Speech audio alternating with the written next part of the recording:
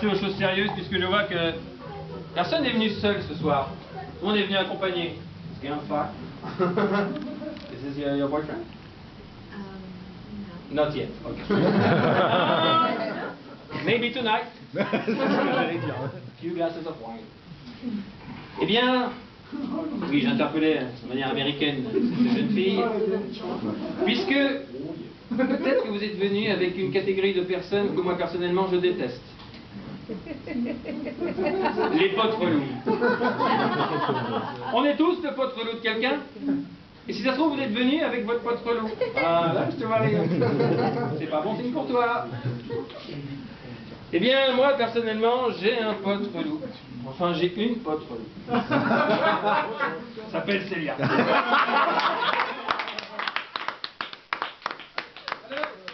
La particularité du ou de la pote relou, c'est qu'elle a un humour que vous ne comprenez pas forcément. Mais vous l'aimez bien. C'est votre pote. Elle est cool. Alors bon, vous l'acceptez. Alors c'est bien, à chaque fois qu'on se voit... À chaque fois qu'on se voit avec Célia, on se raconte des petites blagues et elle veut absolument me vendre ces blagues pour mon spectacle. Alors, elle a bu quelques coups, et là, au bout de quelques verres, un petit peu éméché, légèrement, elle me balance. Anto! Et là, tu vas la mettre dans ton spectacle. Tu vas la mettre dans ton spectacle. Écoute, ça c'était la semaine dernière.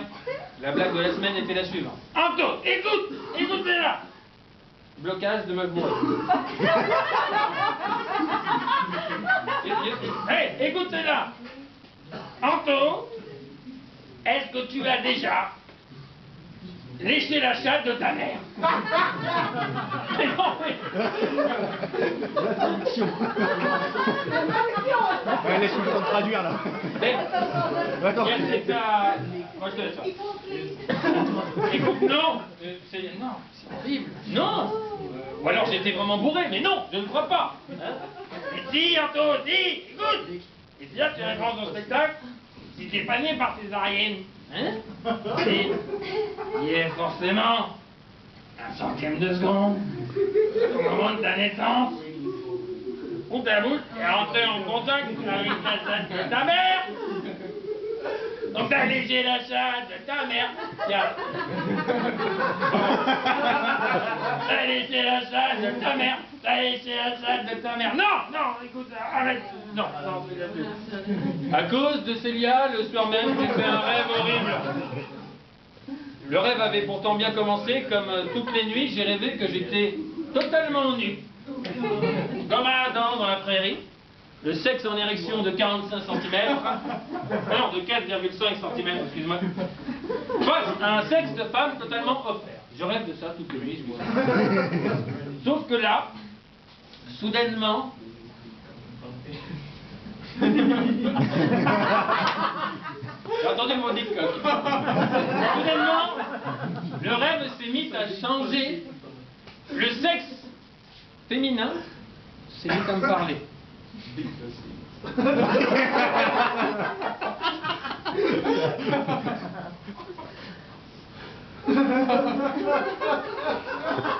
Salut Otto!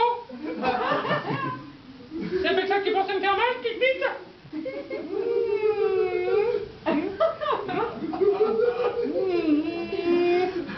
Viens voir maman! Non, on va dire trop, Satanas! Non! Alors il fallait absolument que je pense à quelque chose d'inoffensif pour sortir de ce cauchemar. Un personnage de mon enfance qui ne voudrait pas de mal. Dans l'urgence, j'ai pensé à Mickey Mouse. Je ne sais pas pourquoi. Et là tout d'un coup, c'est devenu encore pire. Des grandes dents ont poussé sur le sexe, des grands yeux ovales et des grandes oreilles de Mickey, et non que... Entre parenthèses, pour mon intégrité physique, j'étais content de ne pas avoir pensé à Dumbo l'éléphant. Et là, Célia est arrivée, gambadant totalement nue, les seins faisant gauche-droite. Anto, et celle-là, est-ce que tu la connais? Et ton père, hein? Et ton père, Anto, est-ce que tu lui as déjà... Non, Célia, tais-toi.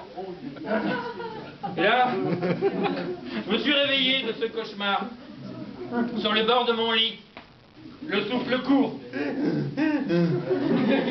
transpirant,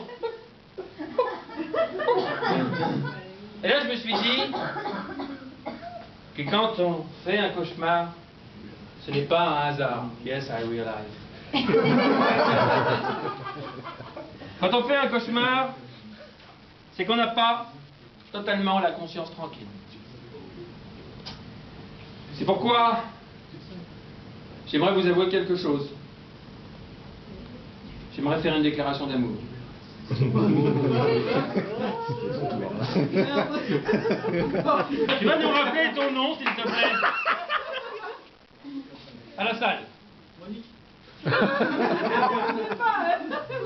S'il te plaît, représente-toi à la salle.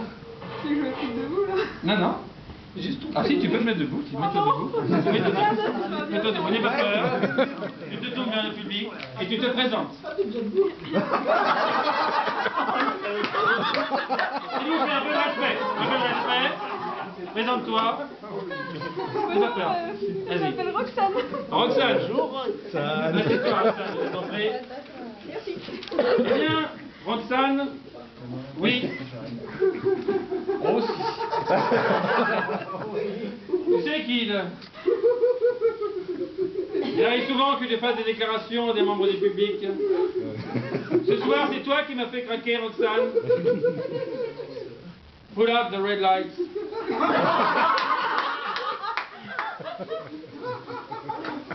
Pour cela, j'aimerais te lire un poème d'amour d'un grand auteur du XXe siècle, Monsieur Serge Gainsbourg.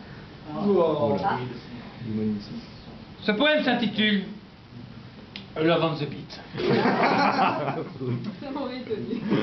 D'abord, je veux, avec ma langue natale, deviner tes pensées. Mais déjà, toi, tu tangues, j'espère que tu n'as pas le mal de mer, au plus et reflux des marées. Love on the beat, alors beat, B-E-T-A, pour l'instant. Je pense à toi en tant que cible. Ouais. Un bel enfant écartelé. Là, j'ai touché le point sensible. Attends, je vais m'y attarder. Ça y est, je me suis attardé. Love on the beat. Il est temps de passer aux choses sérieuses. Ma poupée jolie, ma petite Klaus Barbie. Tu as envie d'une overdose de baise? Voilà, je m'introduis. Comme tu peux le voir, c'est uniquement de la métaphore. J'ai massé tes miaou miaou. Vas-y, fais tes miaou miaou. J'ai massé. Ta nuque. Non, griffe dehors, moi dedans. Ta nuque, voir de ton joli cou comme un rubis perlé de sang. Rien compris. Plus tu cries, plus profond j'irai. Dans tes sables émouvants, en me lisant, je te dirai les mots les plus abominables, comme tabouret, par exemple. Love on the beat.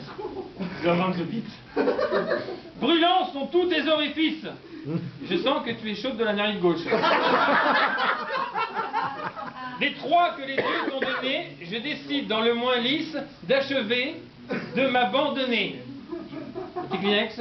Pour se moucher. Espèce de pervers. Une décharge de 6000 volts vient de gicler de mon pylône. Je te raconte pas la facture EDF. Et nos reins alors se révoltent d'un coup d'épilepsie synchrone.